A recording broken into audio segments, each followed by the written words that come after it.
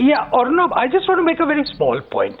There was a communication which was issued by this, the organization, whatever it's called, Wharton India, something or the other. Wharton. Now, if you go through that communication, if you look at this communication, the formal communication which explained why they had done it, they said that a substratum of our academic ecosystem, which included stakeholders, which included alumni, which included professors, which included a wider community, there was a substratum in that which felt he was a polarizing influence. Now, the implication of that is really awful. It means that there has to be a certain degree of correctness which must accompany every single university in the land. At least should accompany the University of Pennsylvania. In other words, anybody whose ideas are contested have no place in that. What is that? I think this is no more than a question of Narendra Modi being asked to deliver a speech through video conferencing or not.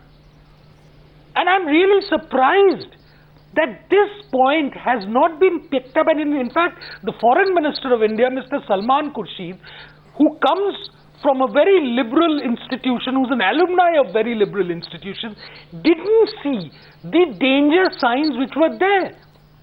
And if today we start this process, we approve and endorse this process of banning and this, that and the other. Mr. Madhugowd, leave Modi aside. This is at the heart of it. Today, this was an insult. This was a premeditated, gratuitous insult. What do you mean premeditated? What do you mean premeditated? Are you suggesting? And to India. No, one second. What do you mean premeditated? Are you suggesting that even when they invited him, they had decided to pull it back later so that this becomes a news story?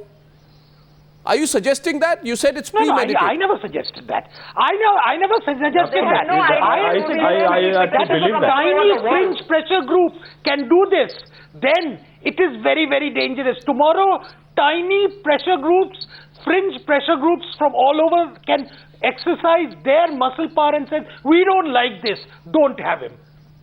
Where's the value of education? Where is the value of free thought? Where is the value of discourse? Mr. God goes out of the window. And the United States, which claims to cherish these ideas. Mr. God, Devang, I'm coming to you after that, because now we are coming to the most important part of the debate. And that's where we are going in. Is there no scope for disagreement? And in the process of taking on Modi, does the Congress party endorse the view that you cannot have any disagreement? There can be no dialectics. There has to only be a central view.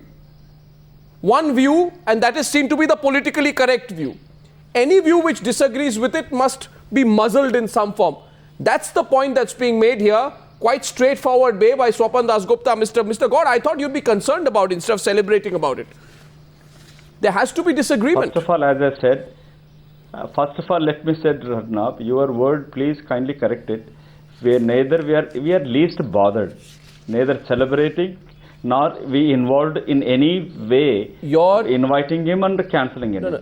As I said very clearly. Have you heard the External Affairs Minister? I don't feel it's even worth discussing. No, have you heard the External Affairs Minister? The External Affairs Minister given to Mr. The External Affairs Minister says something to the effect that what has happened in the context of Wharton, he says, this proves that Narendra Modi is not accepted in large sections of the world, or something to that effect. If that is not, that may not be celebrating it, he's not physically celebrating, but there is a celebratory air to that comment. Arnab, it is a fact, he can't get away with his role, his involvement, his inefficiency, incompetency, stopping the genocide in 2002. You can't get away just because. No, so there can't be disagreement. If somebody they can't. So what's the policy now? You believe if somebody elected? No. Do you believe as a Congress leader that Narendra Modi should not be invited anywhere, not be allowed to speak anywhere? I know that next month, I think there is a conclave happening in Delhi where he's supposed to address people. My straight question to you: are you saying he should not be allowed in that conclave also? That if he's allowed to appear at the conclave now? If the organizers want to invite him, let him go. No, don't you feel the more you take him on in this manner, the more you're actually adding to the halo around him? Who's taking? It is BJP celebrating it. They get an invitation, they celebrate it. The European Union ambassador comes and meets him. The whole BJP boasting about it. Oh. What is big thing about it? Why you there? They celebrating Narendra Modi invited by Wharton School. Excuse me, it's not Wharton School. Devang Nanavati. There. It's not Wharton School. Devang Nanavati. It is them to answer, and it is organizers to answer why they invited and why they cancelled it. Devang, what he's saying is that you've fallen in your own quicksand. 1 minute. He's saying you created this quicksand. No. You wanted Modi to get international approval. And hence when he gets snubbed like this, it becomes a big BJP story. desperate to get that approval. It is BJP desperate to get endorsement for Modi. If Madhu finishes, I will begin. Yes, Devang. Okay, now, yeah, well, at least on your debate, I hope I'm allowed to speak, unlike Wharton. But anyways, Arnab, on the quicksand, there is no quicksand. Somebody invited a reputed school like Wharton, and especially an India Economic Forum. So therefore, naturally, the invitation would have been accepted by an Indian, and that too an Indian political leader of national repute and of national importance.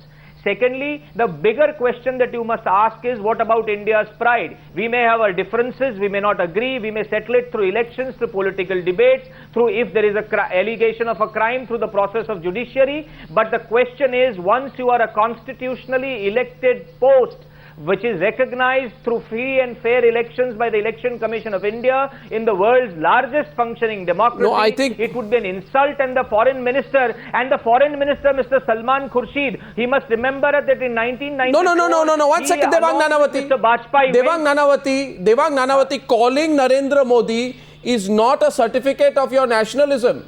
I disagree with that view.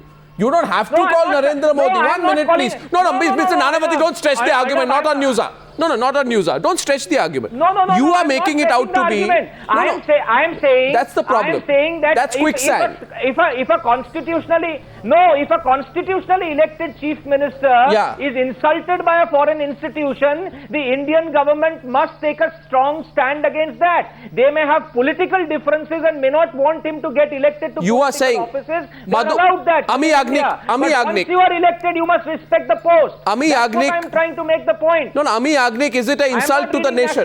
No, I feel you are stretching it a bit, but I have a right to seek a response. The suggestion is that cancelling the invitation to Narendra Modi is an insult to the nation or something to that effect. Whether he is invited or not invited, whether the invitation is withdrawn or not withdrawn. Let us understand that Wharton School is one of the schools in the Pennsylvania University, and there are numerous forums run by students. Now, one of the students... No, but why are you running it down? ...sent an invitation, and you are going to be speaking by video conferencing. It is your decision to speak, and if the student body feels that they are going to be put to some kind of an embarrassment by several kind of questions, because they will be a part of those discussion, and they thought that they should withdraw it, why should the student body be... Okay, Suresh Prabhu joins the debate. This debate is getting interesting.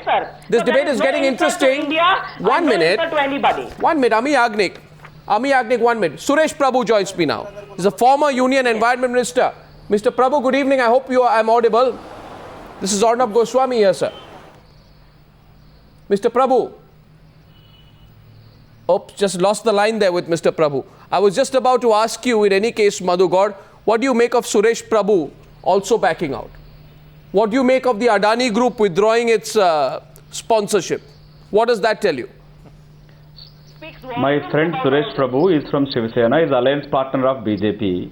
Mr. Adani, you want me to list the kind of favors and soaps Mr. Adani got it from Mr. Modi, getting in a land at a throwaway price, and the Adani Energy, even the 2012 CAG reported how Mr. Gautam Adani Energy Group is a Public Accounts Committee of Gujarat Assembly unanimously, how the crores of rupees have given away.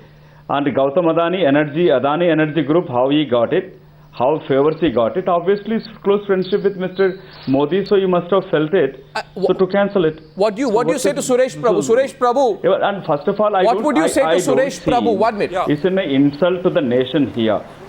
Mr. Prabhu, Madhu God Yakshi of the Congress Party is on this debate, and he feels that you're simply following your leader. Because you believe he's a senior BJP leader, you're a BJP ally, you're simply following in his footsteps by deciding to opt out of the Wharton summit. Would you like to respond to the Congress, please?